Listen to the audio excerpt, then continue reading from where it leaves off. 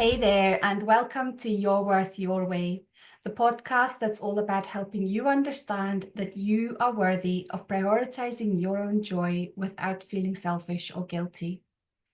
I'm Debbie Lucas, the Joy Alchemist, and each week I'll be bringing you honest, heartfelt conversations with incredible guests, coaches, thought leaders, and soulful humans who'll share their stories and insights on self-worth, confidence, personal growth, and how to create a life that feels authentically yours.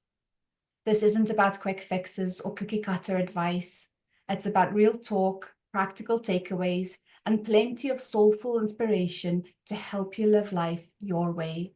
So grab your favorite cuppa, get comfy, and let's dive into today's episode.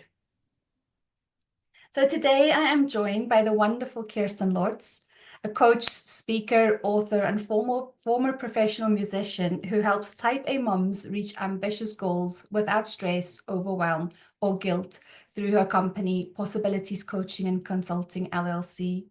Her Time to Thrive method combines neuroscience, personal development, and expertise to help women reclaim clarity, confidence, and control in both their professional and personal lives.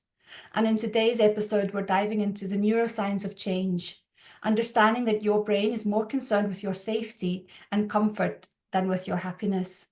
And most importantly, that joy comes from ignoring what others are doing and living life authentically. So welcome, Kiersten. Kiersten, it's lovely to have you. Thanks so much for having me, Debbie. So tell us what's lighting you up at the moment. Oh, goodness. Life was so hard for so long. I feel so grateful for so much right now. I have all my kids have really struggled in the past, and everybody is like doing well. So I hesitate to say it, right? I don't want to jinx anything, but everyone's doing really well. I really feel good about my business. I'm settled where that is. Yeah, I'm just really kind of I feel very settled in life in a way that I don't think I ever have before. So that lights me up, feeling good. That's really lovely to hear. And I know that for many of us, we feel like we're treading water so often. And like I'm very much the same. Like I'm in the place right now where I'm seeing is what I'm doing is planting the seeds. And Right. and I will reap the rewards at some point in the future. But you're kind of at that point now where you've done a lot of the hard work and you've kind of done the healing and the mindset work and put all those foundations in place where it's so cool that you can be in a place now where things are just flowing, and that's such a lovely place to be. Yeah, and I will say it was hard to get here, Mhm. right? So when people hear that, it's not like it was overnight, like, oh, she's just doing so awesome. How Yeah. did that like it was a nightmare for a long time. So I think that makes me even more grateful for feeling good now, right? Yeah. Sometimes we have to have that dissonance so that we appreciate when things Yes. are good. And Yeah. that's how I feel about things right now. Yeah. No, absolutely. So I know you a little bit, but I'm sure that my listeners and audience would want to hear more about you. So tell us about your story and what led to the work that you're doing right now. Yeah, sure. So I think that I really need to go back to my teenage years so that people understand how bad it was. Yeah. So when I was 16, I was diagnosed with depression and I went to a therapist, and that eventually that therapist said, I really think that you need some medication, which wasn't a surprise because mental health struggles run in my family. So I went to a doctor who put me on a prescription, an antidepressant, and as the years went by, for like the next 3 years, I just felt worse. And they kept just increasing and increasing those medications. And I went to college and I was thriving. I mean, academically, I was thriving. And socially, it looked like I was thriving. But what we didn't know at the time was that medication actually was increasing suicidal tendencies in some youth under 21. And that's what was happening to me. And so I'd be great. I'd go out, I'd get great grades, and I'd hang out with my friends, and I'd be super happy. And then I'd go back to my dorm room and I would write suicide notes. And one night I took 27 of those pills and an entire bottle of prescription sleeping pills. And I woke up in the emergency room. And at that point, they changed my medication. Thank goodness, right? And nowadays, I don't think they would let you go that long feeling that bad on a medication, but back then they did. And I immediately went from feeling suicidal to just being depressed, which felt fantastic compared to how I had felt. And I think because I felt better, I counted it as a win, but I really didn't feel good. And I never felt great. I never really felt good. I got married. I've been married 23 years. I have the most wonderful husband. I have 4 kids, all of whom struggle with some type of, like I have ADHD and we have autism and we've struggled with depression and anxiety and eating disorders, like, and even a more complicated mental health diagnosis. So life has been really hard. And I often wondered, like, oh my gosh, like, why am I given these kids who are struggling when I'm already struggling, right? So it was so hard. Like, motherhood was not what I envisioned because everyone was struggling, right? Um, but I was on this medication and I just thought, well, because I'm on the meds and because I've done a lot of work with therapy, like, something's wrong with me. And really just, it was hard. It was really hard. So on the flip side of that, I've always loved neuroscience and personal development and the mind body connection. And so I would just, all I read is nonfiction. I eat it up. I love it. And I majored in violin performance. So I was a professional violinist for 25 years. And if I hadn't done music, I totally would have done medicine and probably would have ended up in neuroscience. And so I love it. I read all about it. So I knew a lot about how the brain worked. But it took me a long time to really start implementing the things that I had learned. So, and to really give myself permission to feel better. I actually was really terrified of being happy because being depressed was so comfortable. I actually, it sounds crazy, but I was kind of scared of being happy because I didn't know what that was going to feel like or what people might expect from me if I felt better. But finally, I was like, I don't want to get to the end of my life and wish that I had let myself be happier. It just, I thought that would be such a regret. So finally, I started to really implement these things that I had learned and say, I have to do this. I have to make this a priority. And it's so hard, Debbie. It's like so hard to change your brain. And I worked and I worked and I do really well. And then I regress and do really well. But I never gave up. I never gave up because I knew that I wanted, I wanted to feel what other people felt. My husband was so happy and content and so supportive and loving through all of this, but I wanted to feel what he was feeling. And then finally, in November, this past November, I was diagnosed with ADHD and I got on a different medication and it changed my life. Like, it was like within 24 hours, I just turned to my husband. I'm like, oh my gosh, is this what you feel like all the time? Like, I finally feel like I can handle things. But because I had already done so much of the brain work, once I had that physiological piece, it was like I was shooting out of the gate. I already had the skills. A lot of people start with meds and therapy and then try to get the skills. I had the skills in place. So once my brain was working with me and not against me, I just felt amazing. Is everything still perfect? No, my brain still, I'm still training my brain, but it feels so much better. And as a result, like, I have seen my kids see that and they're like, wow, mom, you just seem so much calmer. My daughter, my oldest, lives about half an hour away and she doesn't see me as often because she's busy with work and stuff. And she came back one day and she was like, mom, you're just like, it's totally different. It's so amazing how happy and calm you are. So I think that it's a journey for all of us, right? And we have to give ourselves permission to make that a priority. And that can be really hard. That was really hard for me, really hard.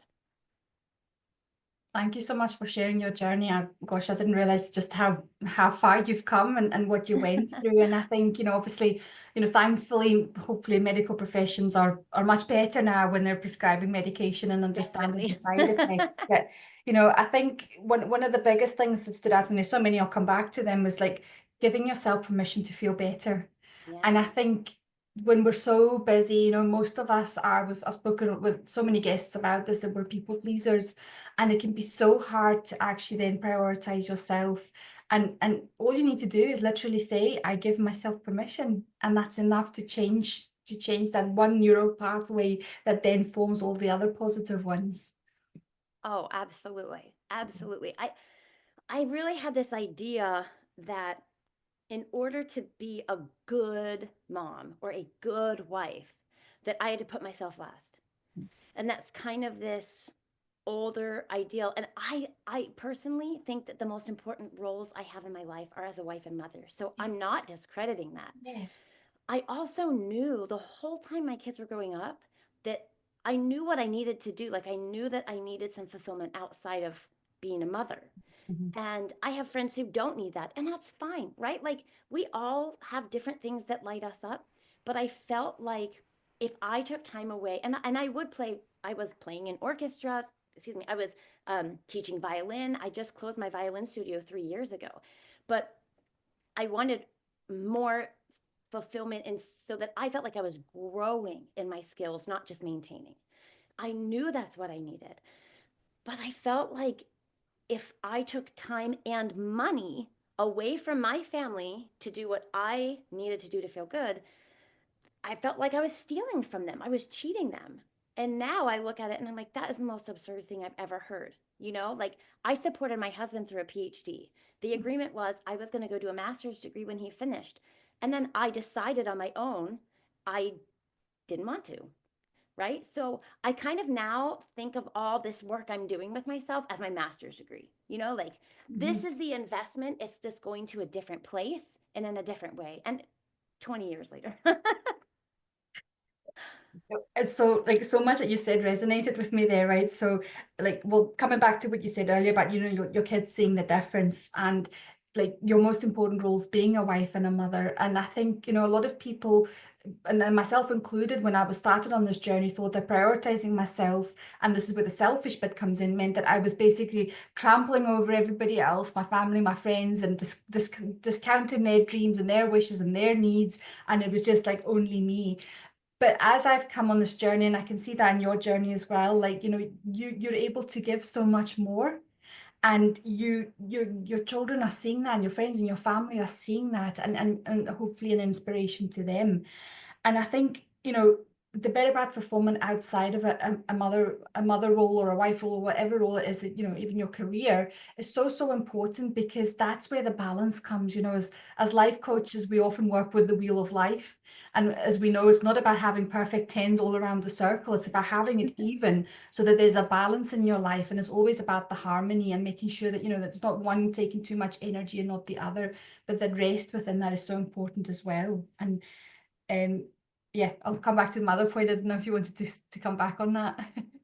You are absolutely right. And I remember when my two oldest girls were little, because I have four. So my two oldest girls were really little. And I remember saying to my husband, I can be at home with the girls 100% of the time and be a 50% mother when I'm with them. Or I can be with my girls 50% of the time and be 100% of a mother. And he said, what do you need to do to make that happen? And I said, I don't know. Right. And even if I did know, I don't think at that point I was ready to give myself that permission, because when they were little, I wanted to be there. And and then for me as a musician, all of my work was evenings and weekends, right? So when my oldest went to kindergarten, she'd come home at 4 and I'd leave at 5. And I would be home till really late. And then I was gone Friday nights and Saturday nights and sometimes Sunday afternoons. And I made a choice at that point, because that's not the mom I wanted to be. And that's fine for somebody else if that's their choice. For me, that's not what I wanted. So when I gave that up, I felt like I lost my whole identity, because when you're a musician, that's really all you do. I mean, I was playing 10 to 12 hours a day in college, and I've been playing since I was 4. So it was all of who I was. That's how people knew me, right? And so when I gave that up, I felt lost, but I didn't replace that with growth, either musically in a different way or with something else. I mean, I study Japanese and I have other hobbies, but that that big part of me felt gone. And I think it was just, I don't know, it was just like I totally lost myself, and then never gave myself permission to find another way to fill that hole until maybe, like, I don't know, 5 years ago, right? And now I'm like, oh, wow, I could have really shown up in a different way. I really could have been a better mom if I had taken a little bit of time. I could have been much more patient wife and mother, a much kinder, a much calmer and gentler, right? So, learn from my mistakes. Don't don't wait to take care of yourself. Like, it's not cheating your family, and it's not, you said, like, we feel like it's selfish, and there are there is a point where it can become selfish, right? But I think we're all self-aware enough to know, like, okay, I'm crossing the line, right? So, like, go ahead. And it teaches. I felt like it. Another thing I heard was like, is this a life I would want my daughters to lead? Like, if my daughters become a wife and a mother, do I want them continuing on for 2 decades almost, feeling horrible? Absolutely not. Like, I want them to go do what they need to do and make that happen. And so I just thought, what kind of example am I setting? Well, yeah, yeah. Gosh, there's so much in there. So yeah, I think the bringing it back to your own children, because we are role models for our children, whether we're being good, bad, or indifferent with it all. And I Yeah. think, for me, certainly when I've been working with other women and they're kind of feeling stuck in certain situations, like mostly relationships, and I'll say to them, well, you're showing your children that this is okay. You're showing them that this is acceptable. And would you, if it was them coming to you with this, what would you say to them? And it's like the light bulb goes on and it's like, ah, okay. And the other thing, and I actually I put a post on Facebook about this on Sunday about, like you were talking about your husband and supporting him. And if for me it was pancakes, I wanted pancakes, and I thought, oh, it's not really worth the hassle if it's just for me. I'll wait till my son wakes up, and if he wants some, then I'll make them. If he doesn't, then I won't. And then I was like, Mm. but if I would make it for him, the person who I love and treasure the most in this world, why wouldn't I make it for myself? Am I not worth it as well? And I got up and I made the pancakes and they were delicious. And he did have some, but it was just like a Yeah. moment on a Sunday morning sitting on the sofa, and it was like the penny has dropped. I get it now. But I loved the bit that you were talking about, like you didn't go on and do your studying, you were working on yourself, and it's kind of almost like doing the PhD of Kiersten Lortz, isn't Yeah. it? A That's hundred what it percent. is. 100%. Yeah, and had I gone on and done that master's, my life, I'm sure, would be totally different, right? Mhm. But we have to learn things in our own way and when we're ready for them. And now I would have learned a lot more about music and violin performance, but now I have learned so much about myself and also just about neuroscience and change, so it helps me help other people in a different way. And I think that that's the best part of this, right? Is that because I've learned so much through experience, but also through study, Mhm. that I love showing these things to women. And like, you had that aha moment on the couch. Like, I love it when they're like, oh, I never really thought about it like this. And then you're like, okay, so, what are you going to do now with that Yeah. information? Because it's one thing to know it, right? I'd studied neuroscience for almost 20 years, right? But I didn't take action until I was ready for it. So that's the other component, is like, we can know a lot, but if we're not going to take action on it, it's just information. 100%. And I'll come back to the neuroscience bit because I'm sure my listeners would want to know a bit more about what that is. But it is, I can't remember who said it now, like once you know better, do better. Yeah, Um, Oprah said that. I it know wasn't she Oprah. did. I wasn't sure. I was going to say it was Maya Angelou, but I wasn't sure. I knew it was someone inspirational. But, and that's so important. And for me, that's the bit where the aligned action comes in. As you Yeah. say, it's all fine and well knowing everything. Like, I know how to I know how to make $1 million. You buy Hmm. something at 1,000 and you mark it up to make 1 million, but like actually believing it and doing it is two different things. Yeah. And but I'm not going to make it just sitting here unless I go and, if I was in a product-based business, going buying the products, putting them online to sell and selling them. That's where the aligned action comes in. But it's actually taking those steps. So let's dive a little bit into neuroscience. What is Sure. it, and how do you use it in your work with women?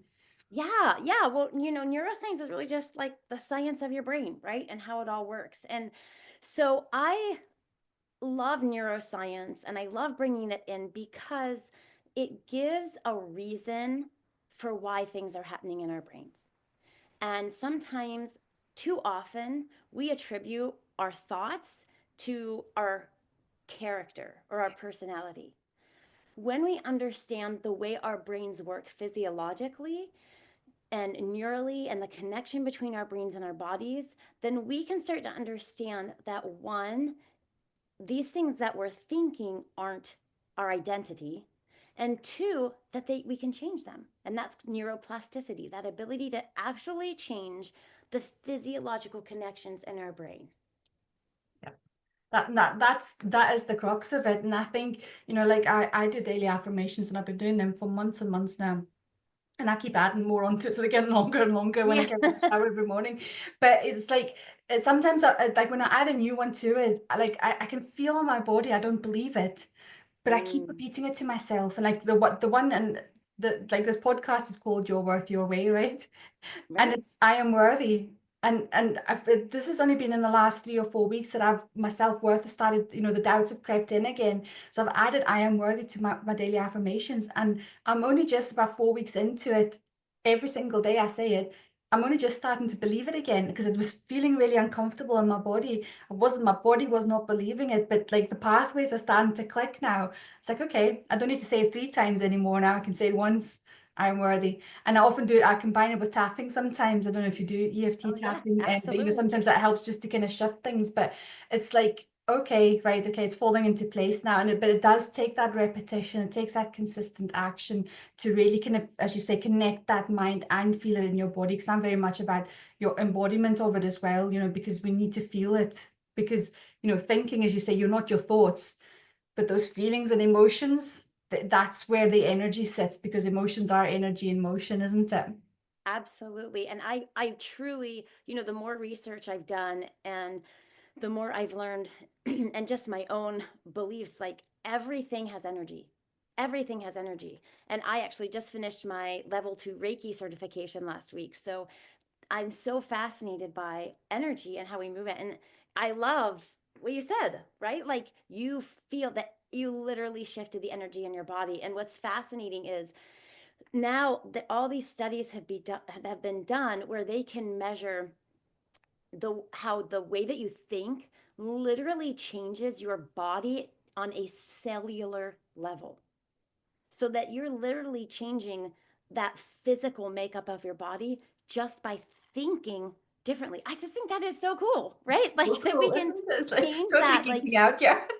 yeah, and there, a lot of chronic autoimmune disorders, they're finding doing mindset work can bring a lot of relief, if not complete healing. I mean, Yeah. if that's possible, what else is possible that we don't know yet?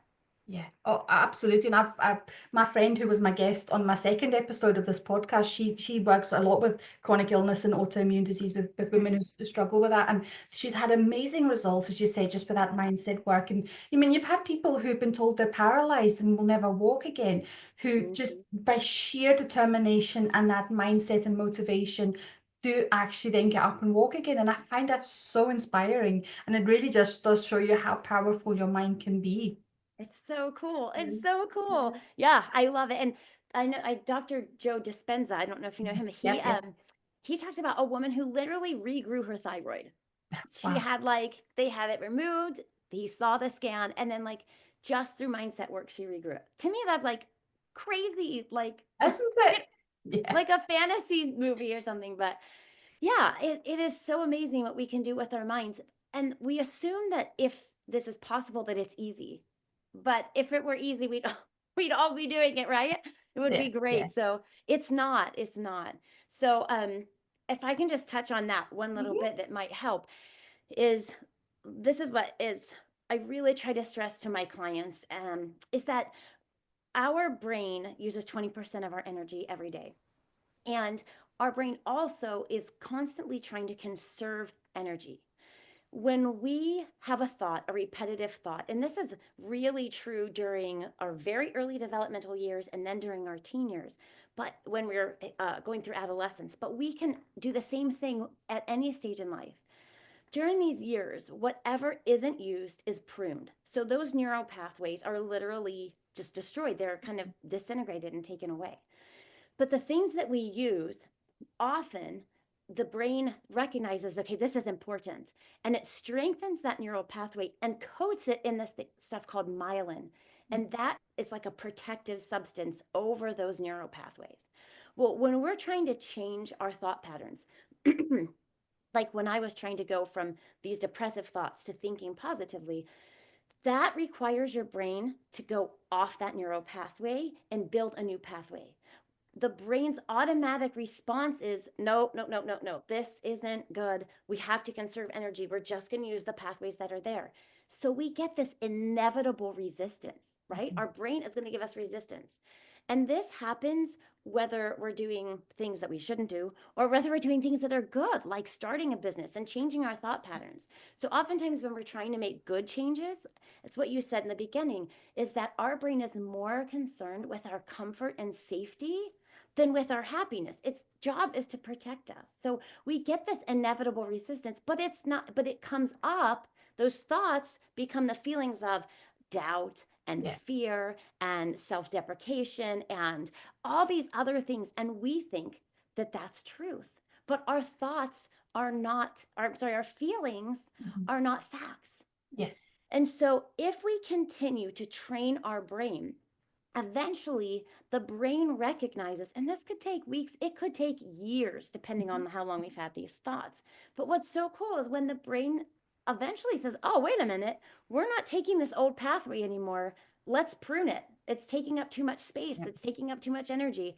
It will dissolve that myelin. It will dissolve that neural pathway. And then it will build a new pathway on the pathway that you tell it to. So then after a while, that new pathway is the one that becomes easy. So I love this because we often think it's us, that we can't do it. And it's not you. It's literally that there is a physical change happening in your brain, but because we can't see it, Yeah. we just take our feelings as the facts. Yeah. I just love that. I love that. I'm geeking out big time, right? Yeah, right. Because this is like so up my alley.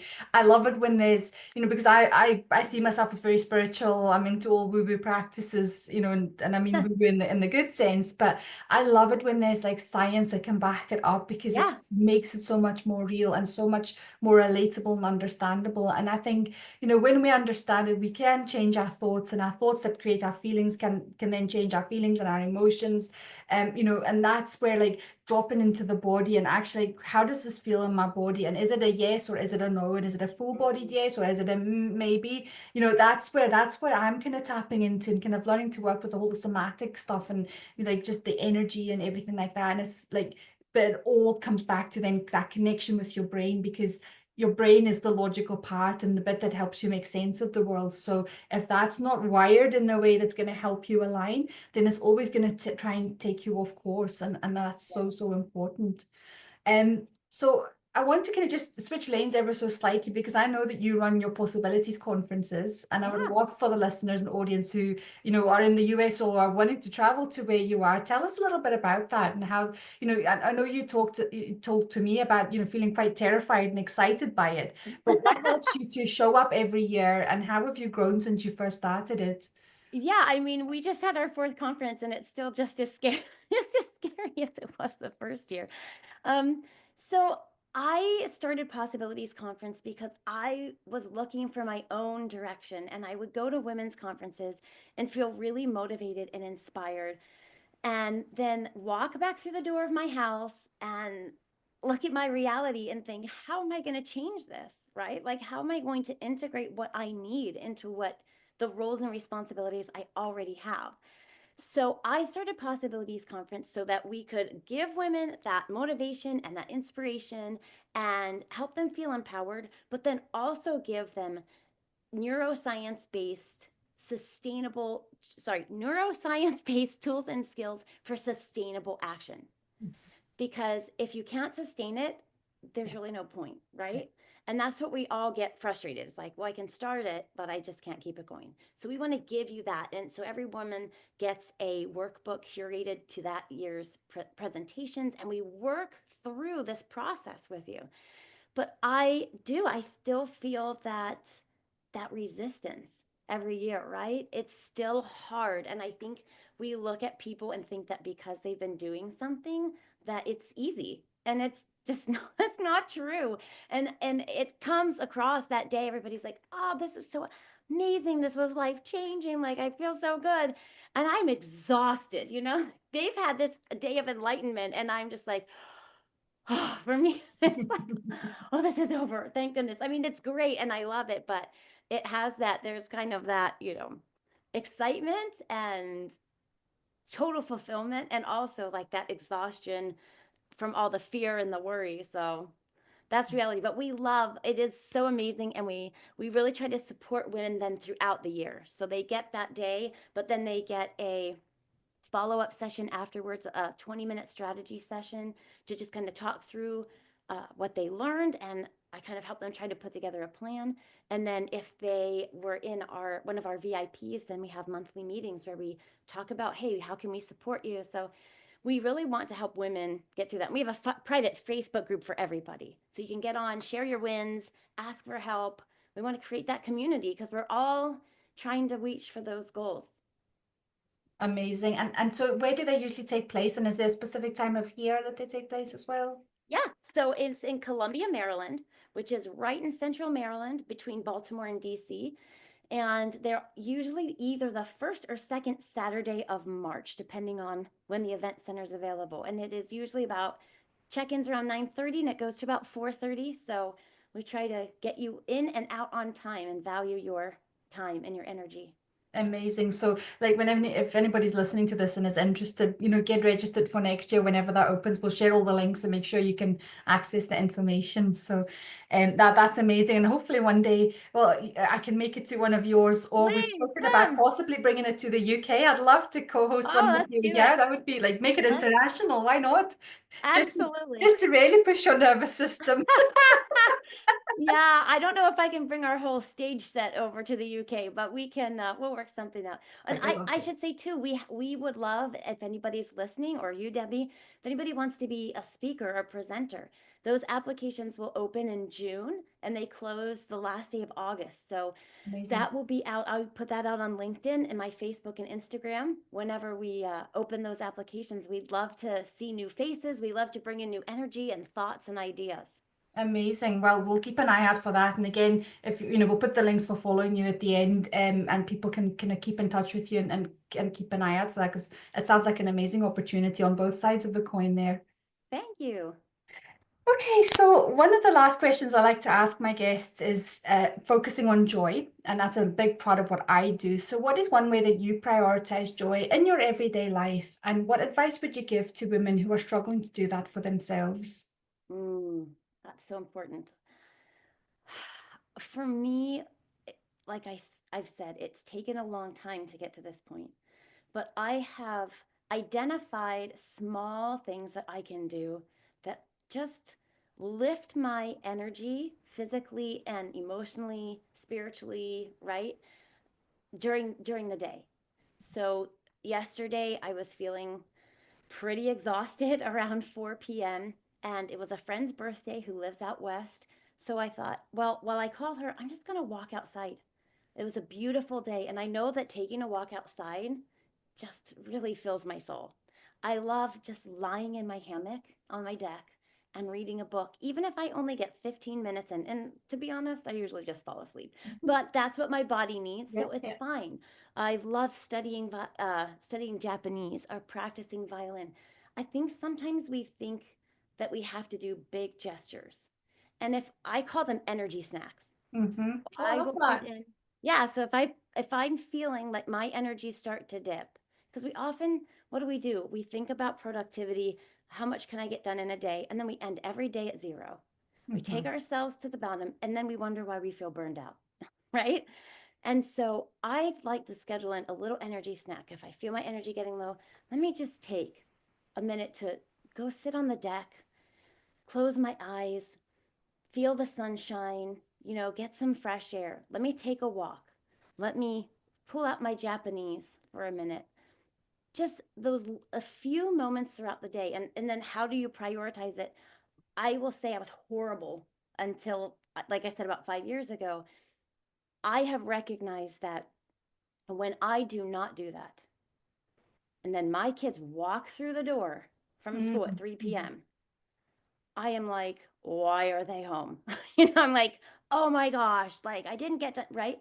That is not how I want to show up in the world. Or when it's time to make dinner, I'm tired, right? And I'm like, oh, I can't believe I have to, right? That's not who I want to be. So I have to stop focusing on all the things I have to do because they will get done, right? We get things done. The important things get done. And I have to start thinking about what do I need to do so that I can be who I want to be? Yeah. And it might be I need to go walk outside for 15 minutes, no music, and sometimes music, right? But yesterday I was like, I'm talking to my friend, or I'm just going to have silence, and I'm just going to look at how beautiful the world is for 15 minutes, take some deep breaths. And then when I walked back in the door, I was ready to talk to everybody. I was ready to make dinner. I was ready for, taking my daughter to her horseback riding lesson, because I had taken that little moment to just give myself a boost. And when you don't do it, you think there's not time for it. Yeah. But when you do it and you see the difference, all of a sudden it's like, oh, I don't know how I functioned without this, right? They say you can't pour from an empty cup, but I'm going to call that, because we do it all the time. Yeah. But how much more can you pour, and how much better can you feel if you just take these little moments? Like it's not about time management, it's about energy management. And then the time management comes. Yeah, summarized exactly what so many of my other guests have said, and what I believe as well, that, it's not about the big moments, it's about those little moments throughout the day that kind of reset your energy and give you that little boost. And as you said, you show up so much differently for your friends and your family, and you feel so much better about how you show up, rather than being the one that's moaning and arguing with everybody and feeling quite stressed and tense. So thank you so much for sharing If that. I'm grumpier than my teens, then I haven't taken care of myself. That's a good yardstick, I'll tell you that. So thank you so much for sharing your story and insights, Kiersten. I've loved having this chat with you. And one thing that really stood out for me is the bit around giving yourself permission to feel better. I think that's such a crucial point in anybody's healing journey. And as you say, it's not an easy one and it's a long journey, but it has to start with giving yourself that permission. Definitely. So I'm sure that my listeners will want to find out more about you and what you do and the conference. So where is the best place? Where do you hang out? Where can people find you and find out about your work? Yeah, so I am primarily on LinkedIn. That's where most of my content goes. I am trying to be good about cross posting all of that to Facebook and Instagram. So most these days, most of that makes it to Instagram and Facebook. But you want to follow me on my life coach or my productivity strategist pages, not my personal page, because I never post personally. So find those, search me, and I love to see you in my community and have you in my circle. And also, I just love to hear. I love to get to know women and their stories. So if you have a story to share, please reach out, and you can email me or DM me. I love learning about people. Amazing. So we'll add all the links in the show notes so that people can find that easily. And please go and check Kiersten out and check out the conference. Hopefully you'll see me there as well one day. That We'd would be love it. Let's amazing. do it. Thank you, Kiersten, and have a lovely, lovely day. Thank you, Debbie. You too. Thank you so much for tuning into this episode of Your Worth, Your Way. I know that you'll be walking away feeling inspired and ready to embrace your worth and prioritize your joy. If you love this episode, I'd be so grateful if you could leave a review or share it with someone who needs a little bit of encouragement today. And don't forget to hit that follow button so you never miss another episode. And you can connect with me, find out more about the podcast, what I do, and my guests at debbielucas.me/links. And if you don't already, follow me on your favorite social media platform. I'd love to hear your thoughts and continue the conversation over there. And until next time, remember that you are worthy exactly as you are.